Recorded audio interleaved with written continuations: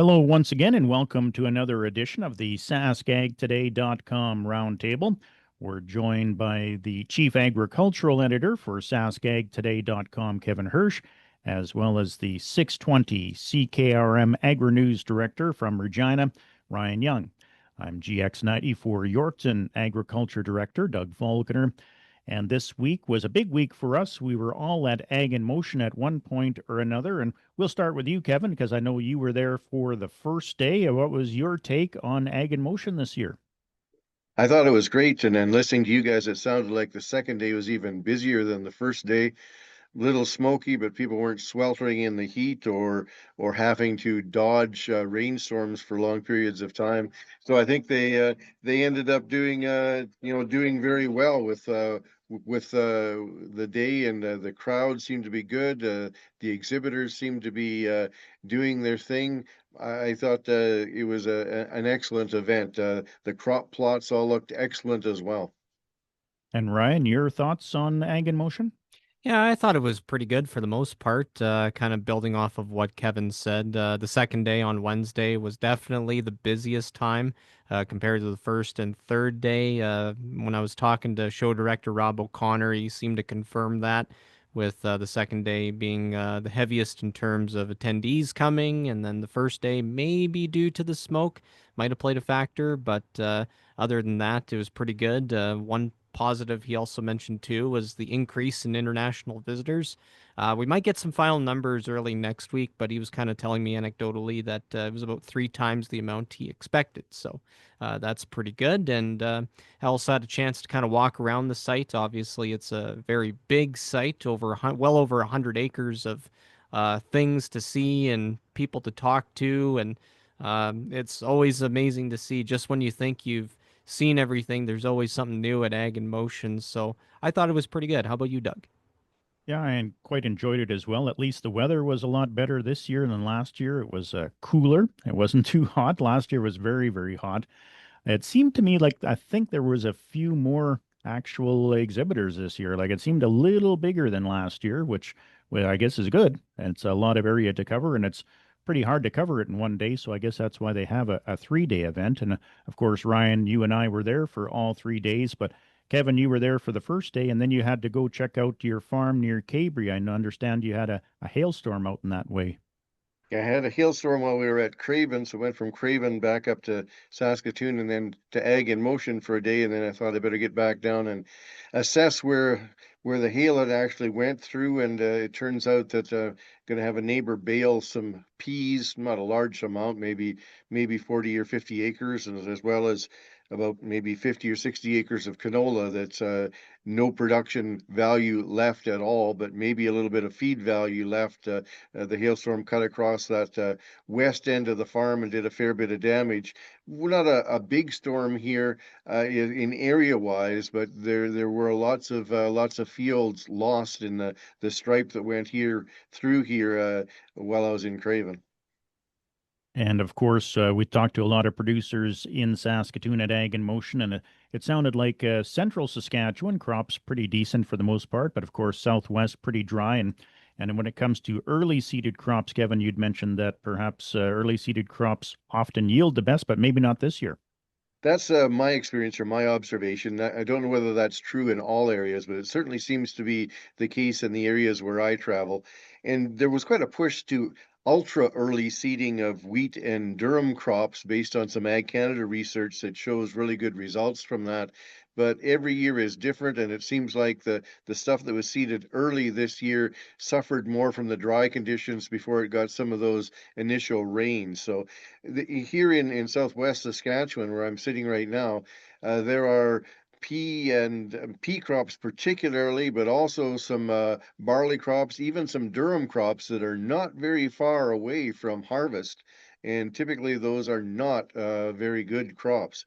So the ultra early seeding and in even just a normally earlier starting with whatever crop you started with, if you started with cereals, they aren't as good as they might have been if we'd have waited, at least in this area. It's also interesting with the provincial crop report that came out this week. the crops here in southwest Saskatchewan, rain isn't going to change a lot. We've had some recent rains that's going to help crops fill, but it's not going to change the picture entirely. But if you look at topsoil moisture conditions, the northwest is now the biggest area of short and very short moisture, when previously it had been the southwest. The southwest has received some moisture, the northwest not so much. Ryan, of course, while we were at Ag in Motion, we got both the Manitoba crop report and the Saskatchewan crop report, the weekly crop reports. And in both instances, they said some areas got some very welcome rain to help out those crops. Your thoughts on that?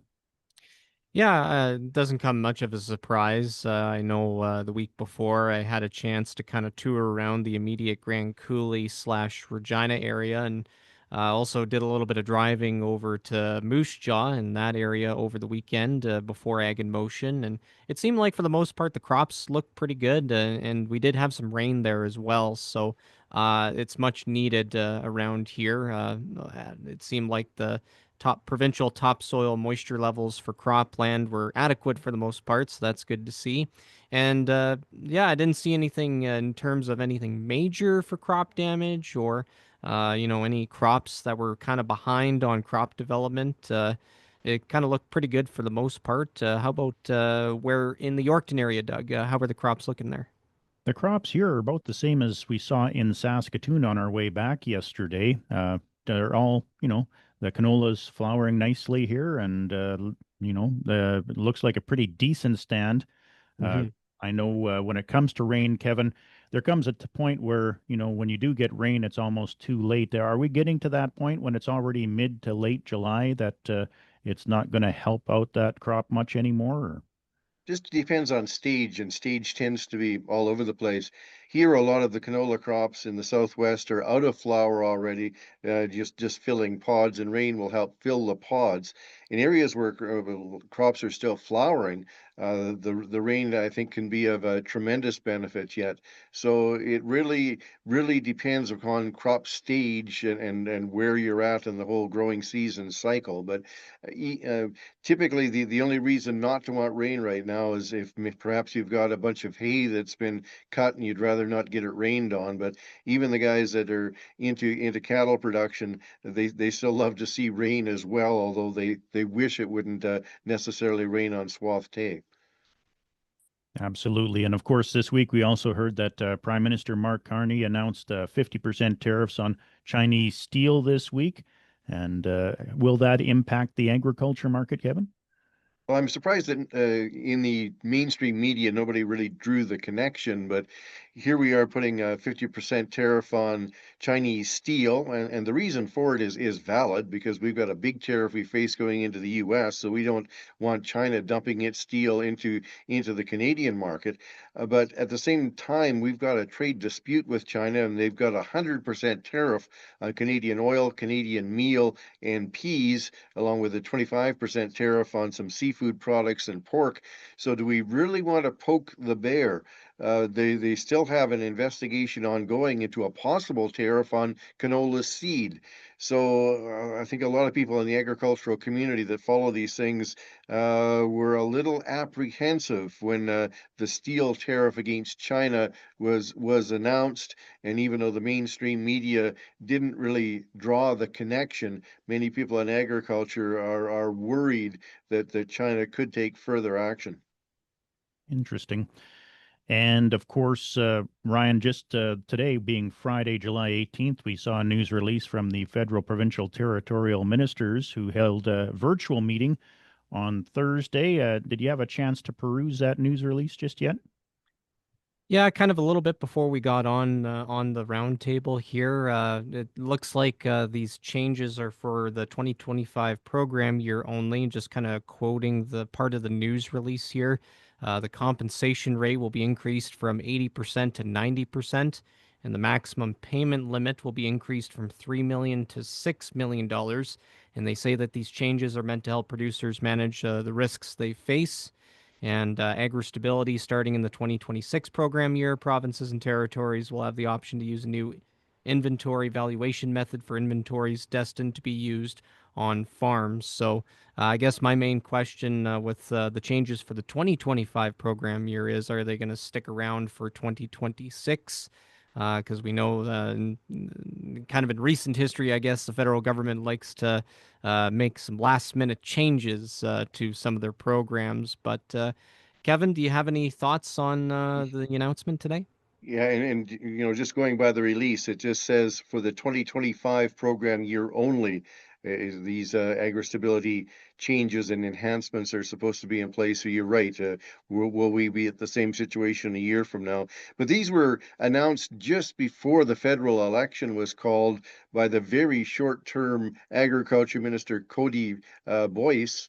With these enhancements, but really without the involvement of the provincial uh, and territorial ag ministers who pay a percentage of the agri-stability costs. So now they've at least finalized what that looks like, and I don't think there'll be that many producers that are affected by the increase in the maximum from 3 million to 6 million, but increasing the compensation rate from 80% to 90% could make a difference for some producers.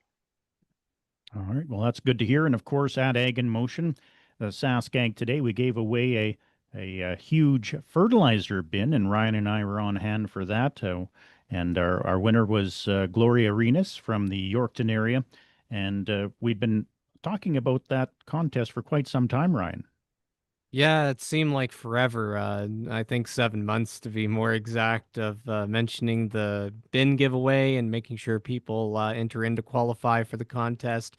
I'm just glad that it's over now and that they get the fertilizer bin. It looked great from our booth, booth 169, kind of near Gate A in that Discovery Farm site. It really kind of popped. And there was one day actually when I was talking with Rob O'Connor. I asked him, "What do you think of our setup with the fertilizer bin?" And he's like, "Oh, I just love it. Looks great." And he actually came by for the giveaway as well, so it was really cool to see. And we also had the folks from Glacier Farm Media kind of film it as well. So I'm pretty sure, Doug, we're going to be in their show called Welcome to the Farm Show. So I guess would that be your TV debut or what? No, I've done some television before, just like Kevin. But Kevin, a 100-ton fertilizer bin, that's would come in pretty handy for a lot of producers, including yourself, I'm sure. You bet. Never turn down more storage for fertilizer, and of course you can use it for grain as well, and that's a nice size. The ones I have here are only 50-ton fertilizer bins, so that was nice bin with the logos all prominently displayed there. Excellent promotion, you guys. And of course, it had to rain right before the giveaway started as well. Typical Saskatchewan weather. And didn't last very long either. But anyway, that will do it for this week's edition of the SaskAgToday.com Roundtable.